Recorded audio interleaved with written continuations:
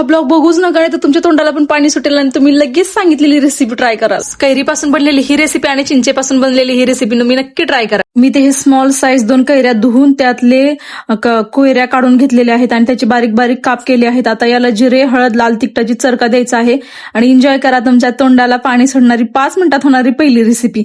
आणि second recipe आहे इमली बॉल्स. चला हे सांगते. हे बॉल्स तुम्ही सांबर, पाणीपुरी किंवा पराठ्यासोबत सुद्धा वापरू शकता. खूप महत्वाची रेसिपी आहे. पहिले तर तुम्ही चिंच घ्या, त्यातले चिंचुके काढलेले पाहिजे.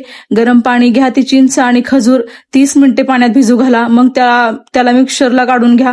ते मिक्सचर चाळणीने गाळून घ्या आणि तो निघालेला पल्प तुम्ही कढईत घ्या आणि गॅसचा लो फ्लेम ठेवून त्याला 10 मिनिटे हलवा. 10 मिनिटे झाल्यानंतर त्यात लाल तिखट, काळी मिरी पावडर, धने पावडर, गुळ सर्व मिक्स करा आणि हे सर्व चिंचेच्या क्वांटिटीनुसार टाका.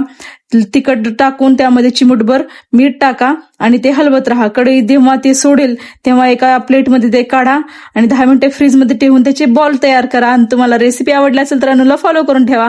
रेसिपी खूप छान आहे, तुम्ही तुमच्या फ्रेंड्स सोबत शेअर करू शकता. Okay, bye.